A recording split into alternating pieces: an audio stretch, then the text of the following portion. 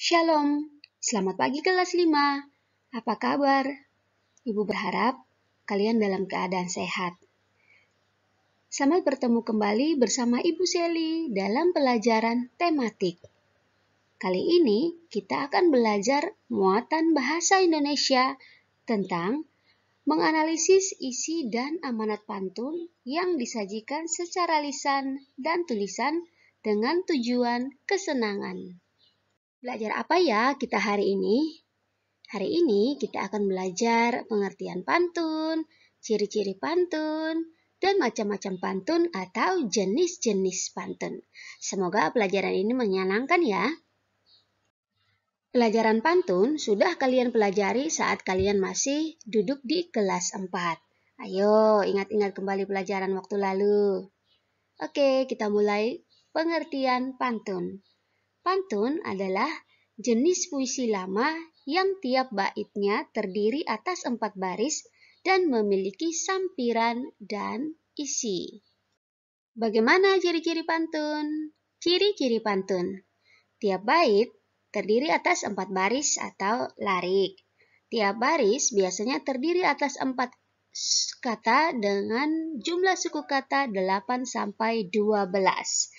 Baris pertama dan baris kedua merupakan sampiran. Baris ketiga dan keempat merupakan isi. Dan bersajak AB. Anak-anak, coba perhatikan pantun berikut ini. Baris pertama, ke pasar beli sabun. Baris kedua, buat mandi supaya wangi. Baris ketiga, agar paham belajar pantun. Baris keempat, bacalah artikel di situs ini.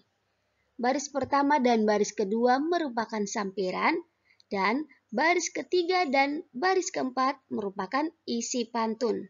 Sedangkan sajak atau bunyi akhir dari setiap baris pantun ini adalah ABAB, yaitu bisa kalian lihat pada baris pertama akhirannya UN, baris ketiga akhirannya UN, baris kedua akhirannya I, dan baris keempat akhirannya I. Maka baris pertama akan sama dengan baris ketiga, dan baris kedua akan sama dengan baris keempat.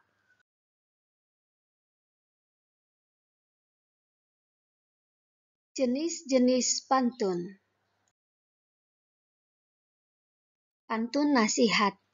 Pantun nasihat dibuat agar memberikan imbauan atau anjuran atau nasihat kepada seseorang ataupun masyarakat. Maka itu isi pantun paling banyak kita temui berisi pantun nasihat. Contoh, di jalan tak sengaja berjumpa daun sugi. Ingat manfaat, lantas cepat dibawa.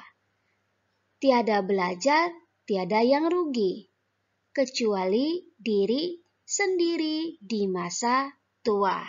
Nah, anak-anak bisa perhatikan isi dalam pantun nasihat ini terdapat dalam baris ketiga dan baris keempat yang arti atau maknanya kalau anak-anak atau kita tidak belajar, maka kita sendiri yang akan rugi di masa tua.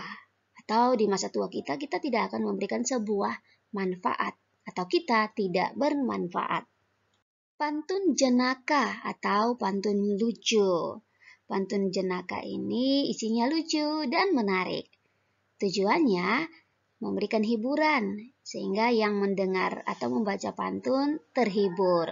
Contohnya, hujan turun di hari Sabtu, anak duduk makan bubur.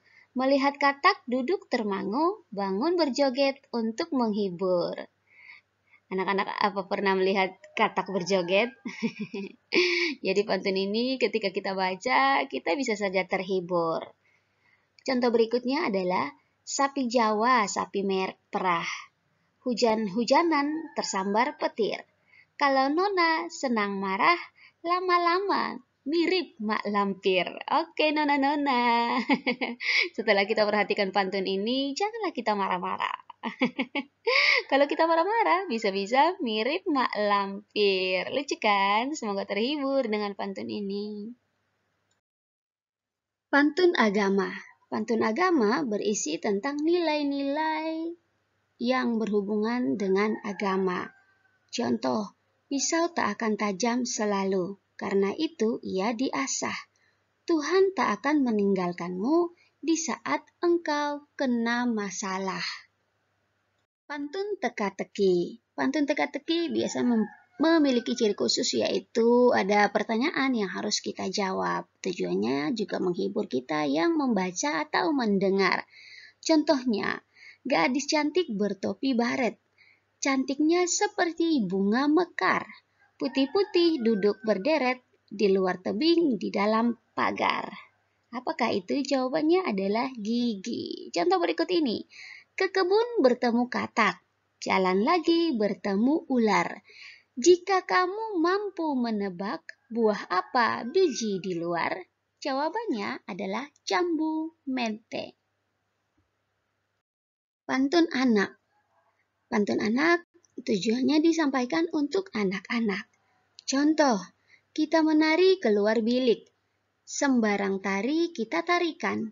Kita bernyanyi bersama adik. Sembarang lagi kita nyanyikan.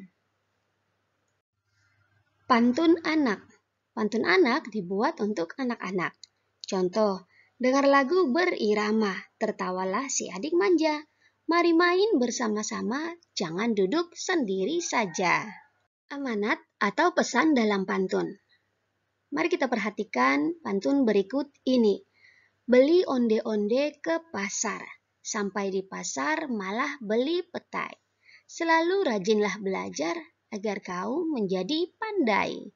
Nah anak-anak, untuk mencari pesan dalam pantun di atas, kita cukup membaca baris ketiga dan keempat. Karena dalam baris ketiga dan keempat terdapat amanat atau pesan dalam pantun. Yaitu, selalu rajinlah belajar agar kau menjadi pandai.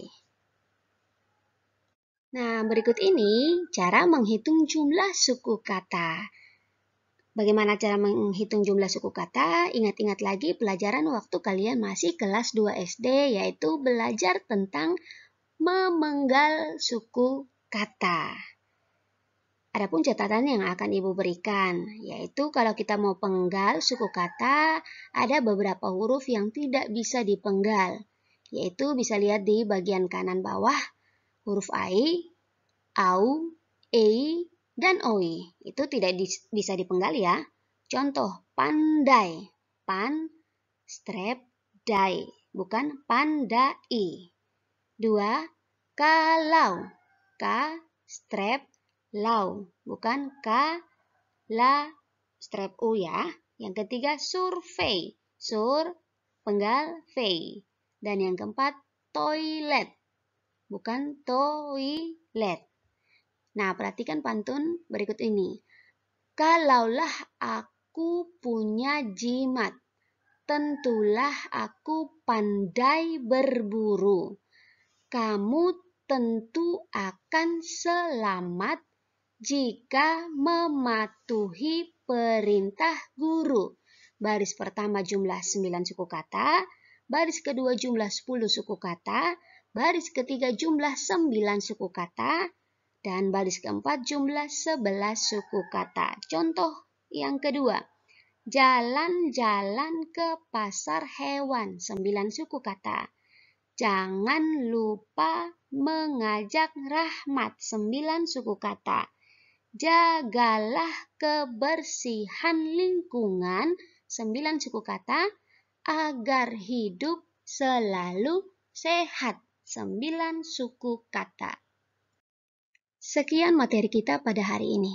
Ibu berharap anak-anak dapat memahaminya ya. Tetap semangat belajar dari rumah, tetap jaga kesehatan, dan tetap berdoa kepada Tuhan agar kita selalu diberikan umur panjang dan kesehatan. Dan kita dapat berjumpa kembali di lain waktu. Selamat belajar, selamat melanjutkan aktivitas, dan Tuhan Yesus memberkati. Shalom.